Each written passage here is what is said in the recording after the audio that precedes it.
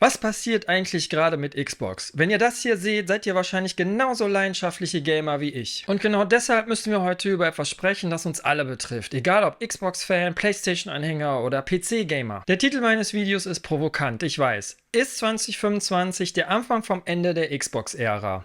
Die letzten Monate, ach was, das letzte Jahr war so vollgepackt mit Nachrichten, die uns Gamer wirklich nachdenklich gemacht haben. Da sind Studioschließungen, eingestellte Projekte, Entlassungen, Preissteigerungen und eine sich ständig wandelnde Strategie. Ist das nur eine Neuausrichtung oder sehen wir tatsächlich den langsamen Abschied von der Xbox, wie wir sie kennen? Lasst uns mal kurz innehalten und uns die schiere Größe von Microsoft vor Augen führen. Microsoft ist ein absoluter Koloss. Im Geschäftsjahr 2024, also dem, das gerade abgelaufen ist, haben sie unglaubliche 245 Milliarden US-Dollar Umsatz gemacht. Mit einem Nettogewinn von satten 88 Milliarden US-Dollar. Das ist einfach gigantisch. Und insgesamt ist Microsoft mit einer Marktkapitalisierung von aktuell rund 3,7 Billionen US-Dollar das zweitwertvollste Unternehmen der Welt. Sie haben also das Geld, die Macht und die Infrastruktur, um im Gaming alles auf den Kopf zu stellen. Und genau das haben sie ja auch versucht. Erinnert ihr euch an die riesigen Übernahmen? Im März 2021 schnappten sie sich ZeniMax Media für ca. 8 Milliarden US-Dollar. Dieser Deal brachte Bethesda, Arcane, id Software und andere Top-Studios ins Boot.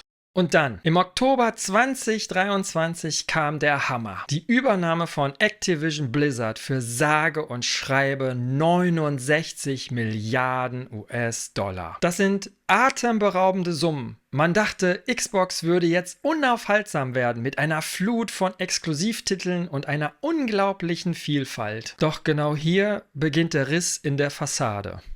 Statt der erwarteten Flut neuer Spiele und einem gestärkten Ökosystem sehen wir seit 2024 eine Welle von Nachrichten, die uns Gamern wirklich zu denken gibt. Im Mai 2024 wurde Arcane Austin dicht gemacht, das Studio hinter dem allseits geliebten Prey. Ja, Redfall war ein Fehltritt, aber ein ganzes Studio dafür zu opfern? Noch schockierender war die Schließung von Tango Gameworks, dem Studio, das uns das gefeierte Hi-Fi Rush geschenkt hat. Das ist wirklich unglaublich. Ein Spiel, das von Kritikern gelobt und von Fans geliebt, wurde das Studio kurz nach dem Release einfach fallen gelassen. Und jetzt, im Juli 2025, der nächste Schocker. The Initiative, das mit Top-Entwicklern von Respawn, BioWare und Naughty Dog besetzte Studio, das am Perfect Dark Reboot gearbeitet hat, wurde komplett geschlossen. Ja, das Spiel befand sich trotz der langen Zeit und obwohl es 2022 einen kreativen Neustart hatte, immer noch in einem sehr frühen Stadium. Ich sage trotzdem, was für eine Verschwendung an Talent und Ressourcen.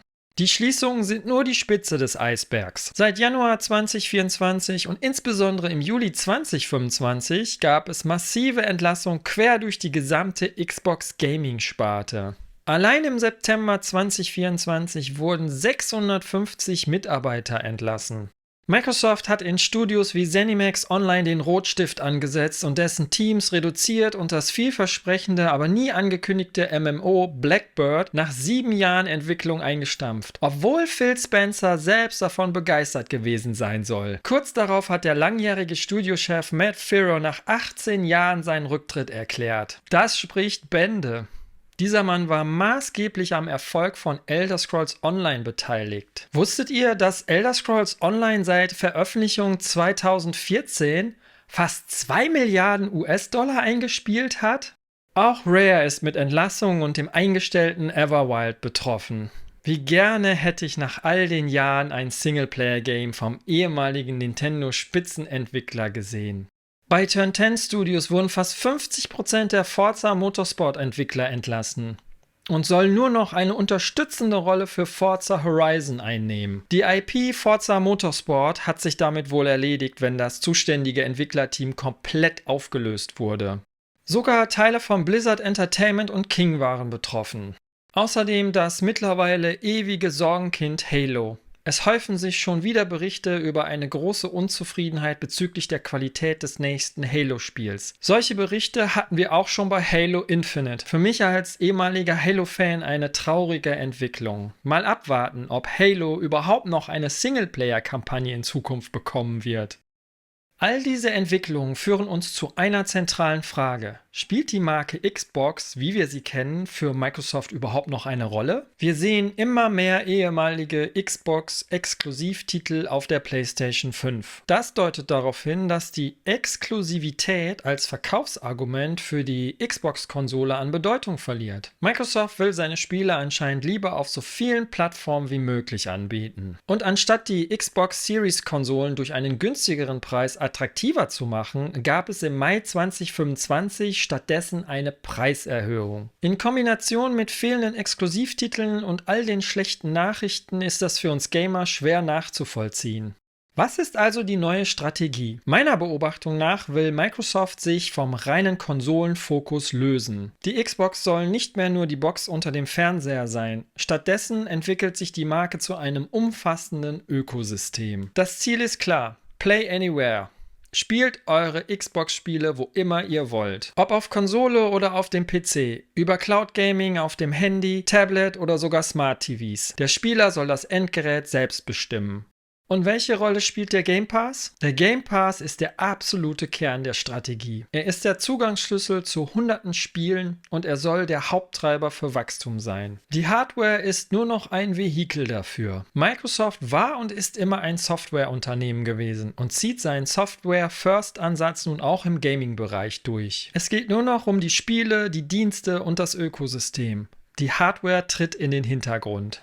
Es gibt zwar weiterhin Pläne für neue Xbox-Hardware, inklusive möglicher Handhelds und einer neuen Konsolengeneration um 2027, aber diese Geräte sollen flexibler sein und sich noch stärker in das Windows-Ökosystem integrieren.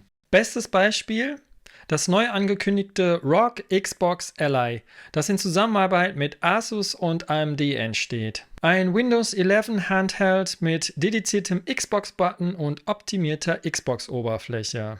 Genau, ausgerechnet das allseits beliebte Windows 11 als Gaming-Plattform wird hier besonders hervorgehoben. Das ist die Zukunft, die Microsoft uns zeigen will. Ist 2025 also der Anfang vom Ende der Xbox? Ich würde sagen, nein, nicht das Ende, aber der Anfang einer radikalen Transformation. Die Xbox-Marke wird nicht sterben, aber sie wird sich stark verändern. Sie wird weniger ein physisches und mehr ein virtuelles Dienstleistungs- und Ökosystemmedium. Die gewaltigen Investitionen in ZeniMax und Activision Blizzard waren dazu gedacht, eine Content-Maschine zu schaffen, die den Game Pass füllt. Die Entlassungen sind schmerzhaft, zeigen aber auch eine extreme Kostenkontrolle und den Fokus auf das, was Microsoft als weniger, aber bedeutendere Projekte definiert. Die Schließung etablierter Studios wie Tango Gameworks, die Einstellung vielversprechender Projekte wie Blackbird und Perfect Dark hinterlassen tiefe Narben in der Gamer-Community. Es ist ein Vertrauensverlust, das Microsoft in Kauf nimmt, um uns eine Vision für ein Gaming-Erlebnis zu bieten, das überall verfügbar ist. Auf dem Papier klingt das nach einer großartigen Vision, aber die Frage, die ich mir stelle, ist: Könnte der Preis, den wir dafür zahlen, in Form von weniger kreativer Vielfalt, weniger Experimentierfreude und einer unsicheren Zukunft für viele Entwickler am Ende doch zu hoch sein? So oder so, ich bin gespannt, wie sich das alles noch entwickelt. Was denkt ihr? Ist das die richtige Strategie für Xbox? Lasst es mich in den Kommentaren wissen. Und wenn euch das Video gefallen hat, gebt einen Daumen hoch, abonniert meinen Kanal und teilt es gerne mit euren Freunden. Bis zum nächsten Mal.